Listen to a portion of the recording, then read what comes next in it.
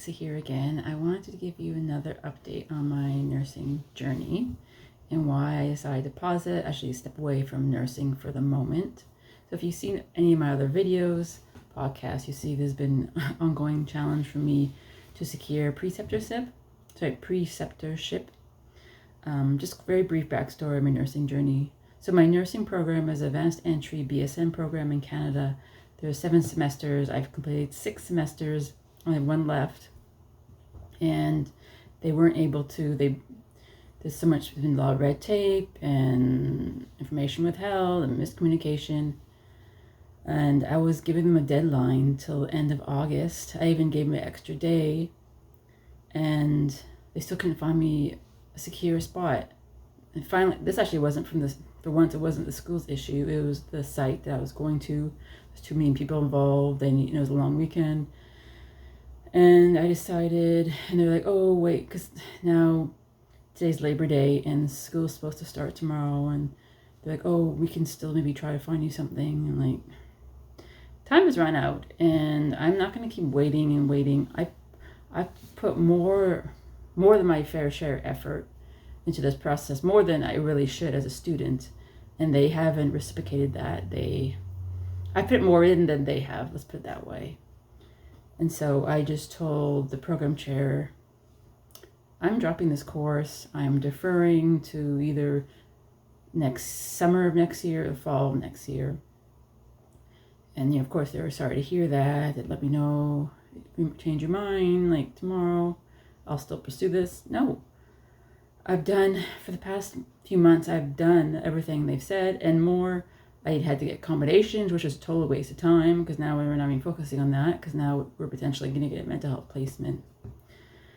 And of course, people say, oh, you should still stick it out, you should finish. Yeah, people have told me that. And they've told me actually throughout the year, because during, this last semester I did, actually I wasn't going to even enroll in it. I was like, I'm done. But then instructor gave me a positive comment. I was like, oh, maybe, and I started second guessing myself. But I mean, I'm still back where I started, and it's like, no, I'm stepping away. There's a couple of reasons for that. If you live in Canada or USA, you understand I don't know how to explain it, but the state of healthcare, the bureaucracy in healthcare, it's falling apart. It includes nursing schools. It's not supportive in many, many ways. And even though, yeah, I can work in the community, there's less jobs in the community. I have previous injuries in my wrists, and my career aligned with the mental health community. Yeah, I could find something there, possibly. The other part of it, I don't know. I don't think I've told many people. They're in my older videos on this channel. I'm a dual citizen, Canadian, Estonian, and me and my husband are moving back over there because we don't like the West. We don't like what it's become. The cost of living is outrageous. Just everything, like the amount of taxes they take off and what do you get in return.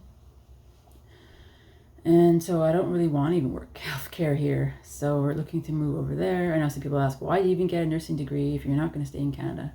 Look, when I pursued it, I was actually living in England during COVID. And I said, well, maybe I should pursue it. Back then, things were better. I was like, oh yeah, I'll work as a nurse. I've kind of always wanted to do that, off and on, 15 years. And honestly, part of me was like, I want to do it to see if I can even do it and accomplish it. But the state of nursing over decades has gotten worse. There's not enough mentorship. There's not enough support. And the reason actually I went for a BSN was to only work in mental health. Where I live in British Columbia, you can get a psych degree. That limits you. You can't work internationally because generally RN, BSN is what's recognized. Certain provinces don't recognize the psych nursing degree.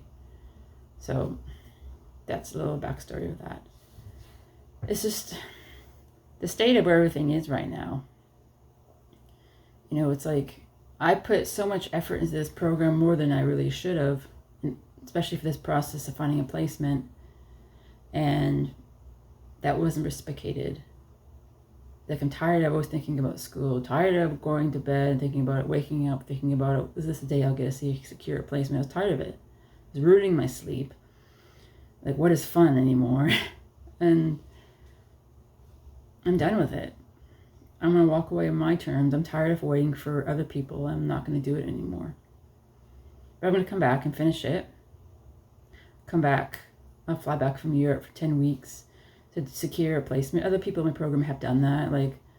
Because how the program's set up is just all online except for a clinical. I know those people who lived in California or Australia that they just came back for the placement and then just went back home. So it's I'm not quitting nursing, but I'm walking away from it at the moment. And I want to pursue it in a way that supports me, not takes away from me. Because that's the other thing. I've had conversations with lots of nurses and students on LinkedIn around the world and saying, we're in a crisis as no one is doing anything about it. Saying nursing is a calling. Yeah, it is for some people, but that's also an excuse for management to say, you don't get a break, we're not going to pay you that much, we're not going to give you much support. No, that's not okay.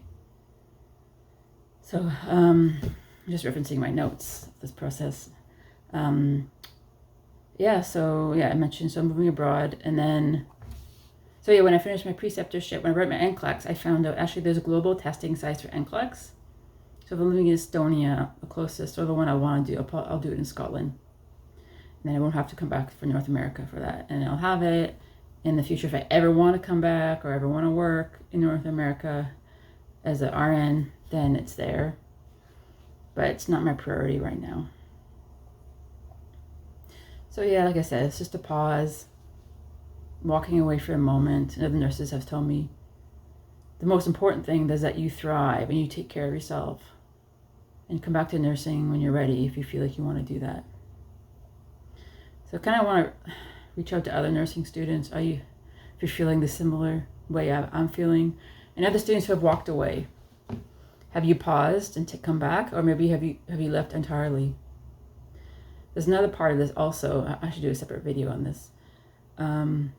Nursing students aren't paid for their preceptorship or any placement. We do thousands of hours, we're not paid. Meanwhile, male-dominated professions, they get paid. Doctors who are residents, they get paid. Lawyers, students who are articling, they get paid. Trades who are doing apprenticeship get paid. Because basically this nursing preceptorship is apprenticeship. So teachers and social workers, we don't get paid. And it's not okay. How many students do we lose because you're not getting paid? Because it's not uncommon for a student to miss a semester because they need to work. In British Columbia, the average rent easily $2,500 to $3,000. Food, vehicle expenses, student loans, and the list goes on. That's just not okay if you want to fix the problem. And honestly, I don't feel like they want to fix the problem. They want to keep the bureaucracy. I'm not even talking about nursing school. It's every area. Government agencies, organizations, health authorities. Everyone has a job. The CEOs, they want to keep their job. They want to keep these different departments that don't talk to each other. They want to keep it like this. They don't want to change. And when I reached out to the news media about the issues in nursing schools, how this is leading to part of the crisis, they weren't interested. But I shouldn't be surprised. They don't want to talk about the real systemic issues that need to change. So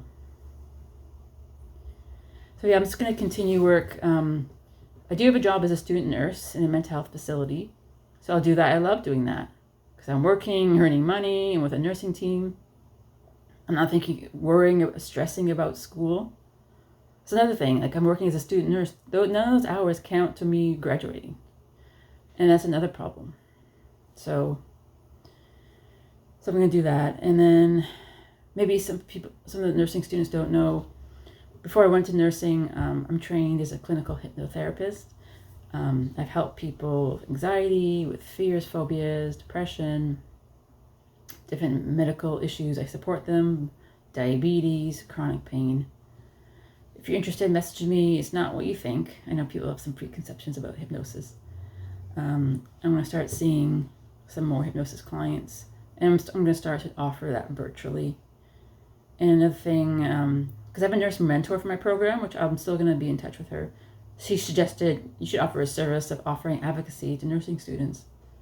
So if anyone's interested, I don't know what that would look like, message me below, and maybe we'll see how that goes and what that could look like. All right, this is me stepping away from nursing, following my path, doing what I love. And also I love holistic healing, like aromatherapy,